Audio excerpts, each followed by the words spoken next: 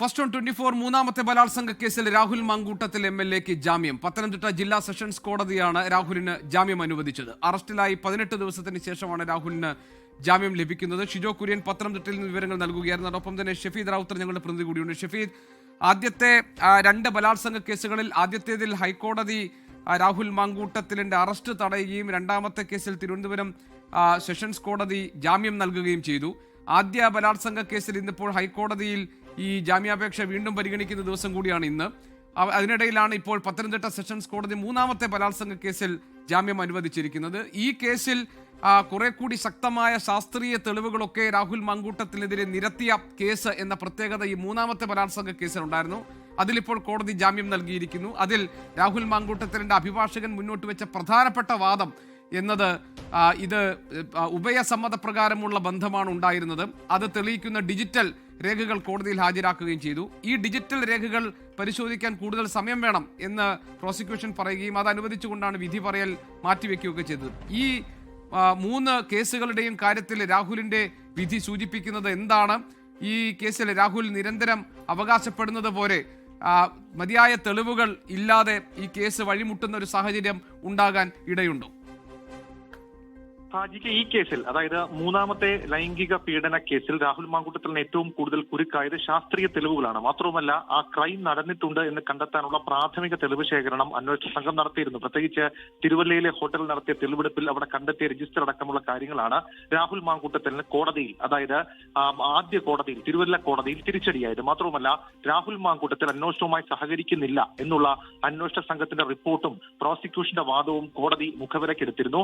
പ്രത്യേകിച്ച് രാഹുൽ മാങ്കൂട്ടത്തിന്റെ പക്കൽ നിന്ന് പിടിച്ചെടുത്ത 2 മൊബൈൽ ഫോണുകൾ ലോക്ക് അൺലോക്ക് ചെയ്യുന്ന കാര്യത്തിൽ, അത് പിന്നീട് കൂടുതൽ ശാസ്ത്രീയ പരിശോധനയ്ക്ക് വിധേയമാക്കുന്ന കാര്യത്തിൽ, അതിനൊക്കെ അപ്പുറത്തേക്ക് ലാപ്ടോപ്പ് കണ്ടെടുക്കുന്ന കാര്യത്തിലടക്കം രാഹുൽ കാണിച്ച വിയോജിപ്പ്, അതാണ് തിരുവല്ല കോടതിയിൽ നിന്ന് അദ്ദേഹത്തിന് തിരിച്ചടിയായത്. പിന്നീടാണത് പത്തനംതിട്ട സെഷൻസ് കോടതിയിലേക്ക്, ജില്ലാ സെഷൻസ് കോടതിയിലേക്ക് കാര്യങ്ങൾ കൊണ്ടെത്തിച്ചതും. അവിടെയും ആദ്യഘട്ടത്തിൽ നമ്മൾ കണ്ടതാണ് രാഹുൽ മാങ്കൂട്ടത്തിന് തിരിച്ചടിയായിരുന്നു. എന്നാൽ ഇപ്പോൾ പ്രതിഭാഗത്തിന്റെ അടക്കം ഇക്കാര്യത്തിലെ വാദം അന്വേഷണവുമായി സഹകരിച്ചു. പ്രത്യേകിച്ച് കസ്റ്റഡി കഴിഞ്ഞു, തെളിവെടുപ്പ് കഴിഞ്ഞു, ശാസ്ത്രീയ പരിശോധനയ്ക്ക് വേണ്ട കാര്യങ്ങൾ ചെയ്തു കൊടുത്തു. ഇനിയും എന്തിനാണ് രാഹുൽ മാങ്കൂട്ടത്തിൽ റിമാൻഡിൽ കഴിയുന്നത്? കൂടാതെ ഈ പരാതി ഇന്നിപ്പോൾ പരിഗണിക്കാൻ പോകുന്ന രാഹുൽ മാങ്കൂട്ടത്തിനെതിരെ ചുമത്തിയ ആദ്യ ബലാത്സംഗ കേസിലെ മുൻകൂർ ജാമ്യാപേക്ഷ ഹൈക്കോടതി ഇന്ന് പരിഗണിക്കുകയാണ്. ജസ്റ്റിസ് കൗസർ അടപ്പകത്തിന്റെ ബെഞ്ചാണ് ആ ഹർജിയിൽ വിശദമായ വാദം കേൾക്കുക. സ്വാഭാവികമായും ആ സാഹചര്യം അടക്കമുള്ള കാര്യങ്ങൾ കോടതിയിൽ പ്രതിഭാഗം ചൂണ്ടിക്കാട്ടിയിട്ടുണ്ട്. മാത്രവുമല്ല, ആദ്യ കേസിലെ നോട്ട് ടു അറസ്റ്റും രണ്ടാമത്തെ കേസിലെ ആന്റിസിപ്പേറ്ററി ബെയിലും ഉൾപ്പെടെയുള്ള കാര്യങ്ങൾ ഇതുമായി ബന്ധപ്പെട്ട പത്തനംതിട്ട സെഷൻസ് കോടതിയിൽ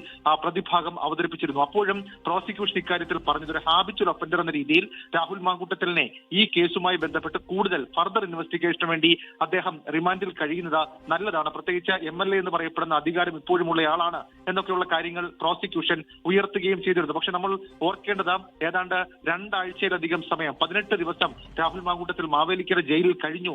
അതിനുശേഷമാണ് അദ്ദേഹം പുറത്തേക്ക് ഇറങ്ങുന്നത് എന്നുള്ള കാര്യം കൂടിയുണ്ട്. ഏതായാലും ഇനി അദ്ദേഹം പുറത്തേക്ക് ഇറങ്ങിയ ശേഷം നടത്തുന്ന പ്രതികരണങ്ങൾക്ക് വലിയ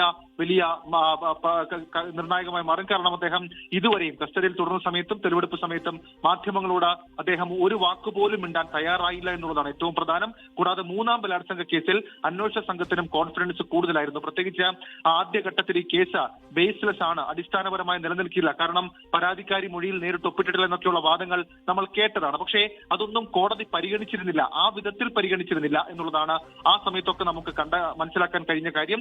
രണ്ടാമത്തേത് അതിജീവിതയുടെ രഹസ്യമൊഴി അടക്കമുള്ള കാര്യങ്ങൾ, അതിനുശേഷം നടത്തിയ ശാസ്ത്രീയ പരിശോധന, അതടക്കം അന്വേഷണ സംഘം കൃത്യമായി തന്നെ ശേഖരിച്ചിരുന്നു. അദ്ദേഹത്തിന്റെ അറസ്റ്റിലേക്ക് കടന്ന നാടകീയമായിട്ടുള്ള നീക്കങ്ങളടക്കം നമ്മൾ കണ്ടതുമാണ്. ഏതായാലും ഈ സാഹചര്യത്തിൽ രാഹുലിനെ സംബന്ധിച്ച് 18 ദിവസത്തിന് ശേഷം അദ്ദേഹത്തിനുണ്ടാകുന്ന ഒരു നേരിയ ആശ്വാസം എന്ന നിലയ്ക്ക് മാത്രമേ നമുക്ക് കാണാൻ കഴിയുകയുള്ളൂ. 3 കേസുകൾ, ആദ്യ കേസിൽ നോട്ട് ടു അറസ്റ്റ് അക്കാര്യത്തിൽ അദ്ദേഹത്തിന്റെ മുൻകൂർ ജാമ്യാപേക്ഷയിൽ ഹൈക്കോടതി ഇന്ന് വീണ്ടും പരിഗണിക്കാൻ പോവുകയാണ്. രണ്ടാമത്തെ കേസിൽ തിരുവനന്തപുരം പ്രിൻസിപ്പൽ സെഷൻസ് കോടതിയുടെ ആന്റിസിപ്പേറ്ററി ബെയിൽ കിട്ടി. മൂന്നാമത്തെ കേസിൽ അറസ്റ്റും അറസ്റ്റിന് ശേഷം 18 ദിവസം നീണ്ട ജയിൽവാസവും രാഹുൽ മാങ്കൂട്ടത്തിൽ അനുഭവിക്കേണ്ടി വന്നു. ഏതായാലും ഇനി ഇക്കാര്യത്തിൽ രാഹുലിന്റെ പ്രതികരണം അടക്കമാണ് നമ്മൾ നോക്കുന്നത്. ഇനി ഇക്കാര്യത്തിൽ രാഹുലിന്റെ തുടർ നീക്കങ്ങളും ഈ കാര്യത്തിൽ വരുന്ന രാഹുലിന്റെ പ്രതികരണങ്ങളുമാണ് നമ്മൾ നോക്കാനുള്ളത്. രാഹുൽ മാങ്കൂട്ടത്തിന്റെ മൂന്നാമത്തെ ബലാത്സംഗ കേസിൽ പത്തനംതിട്ട ജില്ലാ സെഷൻസ് കോടതി ജാമ്യം അനുവദിച്ചിരിക്കുന്നു. അതിന്റെ വിശദാംശങ്ങളാണ് നമ്മളിപ്പോൾ കേട്ടത്. ഇത് സ്വാഭാവികമായും രാഹുൽ മാങ്കൂട്ടത്തിൽ ഏതെങ്കിലും തരത്തിൽ വാദിച്ചു നിൽക്കാനുള്ള ശക്തിയായി മാറുമോ? എന്താണ് രാഹുൽ മാങ്കൂട്ടത്തിന്റെ ഈ വിഷയത്തിൽ പ്രതികരണം എന്ന് നമുക്ക് കാത്തിരുന്ന് കാണാം. ലോകത്തെവിടെയായാലും ഏത് സമയത്തും 24 വാർത്തകളും ഓഗ്മെന്റഡ് റിയാലിറ്റി പാക്കേജുകളും എക്സ്പ്ലെയിനറുകളും വിശദമായി കാണാൻ ഞങ്ങളുടെ യൂട്യൂബ് ചാനൽ നിങ്ങൾക്ക് സബ്സ്ക്രൈബ് ചെയ്യാം.